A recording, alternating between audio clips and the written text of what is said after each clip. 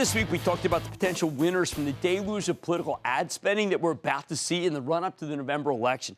Both parties could end up shelling out close to $12 billion this cycle. A lot of that money is going to local television broadcasters, which is why I gave you a list of the ones with the most exposure to both swing states and also those hot congressional races. One of those companies is Nextar Broadcasting Group, and that's symbol N-Axis and X-Ray ST, which owns a broad portfolio of local affiliates for Fox, ABC, NBC, and CBS. Now, earlier this year, we learned that Nextar is acquiring Media General, another agglomeration of local broadcasters, and that's for $4.6 billion. The deal will create a company with tremendous reach and scale. And while it could have a huge positive if the merger is approved, and it also has some obstacles getting through FCC approval. I'm not saying it's done, okay? But I think it is going to happen, which would make this an intriguing story. So let's check in with Perry Sook. He's the chairman, president, and CEO of Nextar Broadcasting. Learn more about the political advertising landscape and his company's prospects. Mr. Sook, welcome to Mad Money. Great, Jim. Thank you, sir. Thank you for having me. Tremendous coincidence because I didn't know you were in town. Now, I just want to be sure because I know it's difficult that the deal hasn't closed, but that's the correct way to say, right? I mean, if the deal closes, I can't say the deal's a done deal. Right. Well, the shareholder vote was approved last week by both shareholder groups, Nextar and Media General.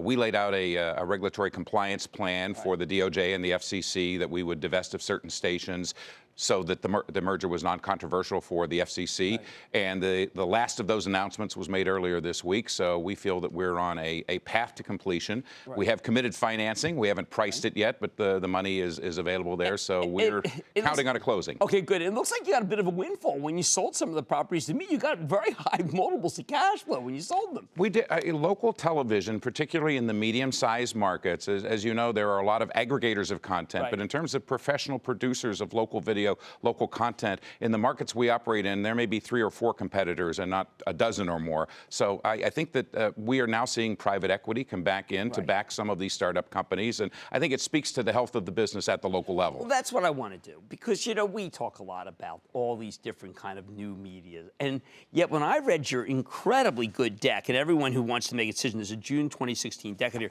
you have page after page about the actual industry itself, what large-scale reach, what millennials watch. Just go over people, because TV certainly didn't seem dead after I read through this deck. Well, I've been working in a dying industry for now 35 years, Jim, and, you know, we do 2 things locally that are really important. We produce local content, and then we help local advertisers sell stuff. And that also happens at the national level, but we're much closer to the person, man or woman, that's standing next to the cash register. So we take very much of a bottoms-up approach to growing the business and building the business. And I think if you're true to your core mission of local content, helping local businesses grow, then you become much less focused on how you do that, what technology you use. You use all the arrows in the quiver to make the best outcome for your client. And how about that stage that you gave us of what millennials look like over time and what they watch? Well, you know, when you and I were 22 years old, we may not have been home to watch the news because certain establishments were still open for business.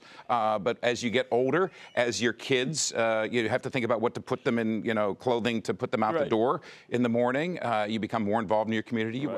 Local news viewership has always been 25 to 54. I would say with the graying of America, that may be becoming more of a 35 to 64, but it's very much in line with the population. And I will tell you, in our marketplaces, our anchors are difference makers. They're known in the community, and our general managers, you know, are the mayors of the city. Okay, yes, and that also cuts to the reason why we think that political advertising, even though the web is caught on and you got these big national stations, it really is local, and the best way to get to it is through Nextar. All politics is local, and you know, while we in a presidential year, 1/3 to 40% of our political revenue will come from the presidential campaign, but where I think we will see the real lift this year is further down the ticket, a Senate race or a House race, where they may feel they might be negatively or positively affected by what's going on at the very top of the ticket. And we have Senate races in Nevada, in Illinois, and in Pennsylvania that will probably have the highest dollars spent to contest those races of any of the political races statewide, and we have huge footprints in those states. Well, let's use the case of Pennsylvania, because I know you started in Scranton, but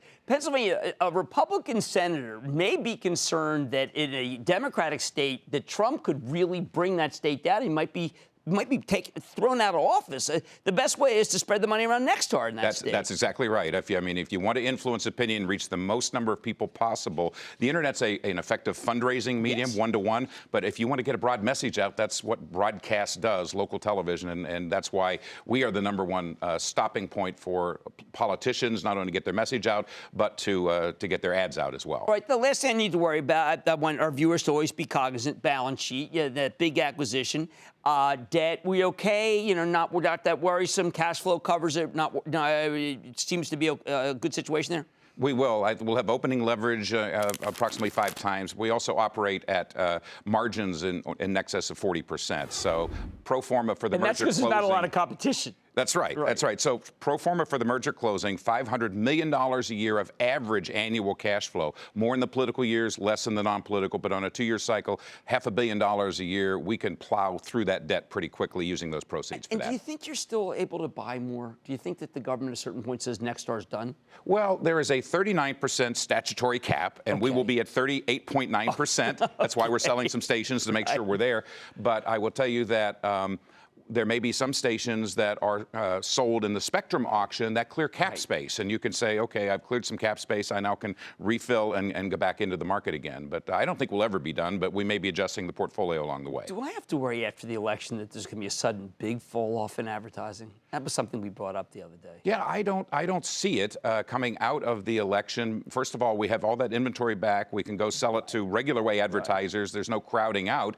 There's got to be the demand there to drive the yield. But our salespeople work hard every day to bring new advertisers to the business, and we've got over 600 of them out on the streets every day. So I don't see it happening unless there's a big fall off in the general economy. Right. All right, this is excellent. Thank you so much to Perry Sook. He's the chairman, president, and CEO of Nextar Broadcasting Group, NXST. We are lucky to have you after we did that piece. It's very exciting. Thanks. Mad Money's back after the break.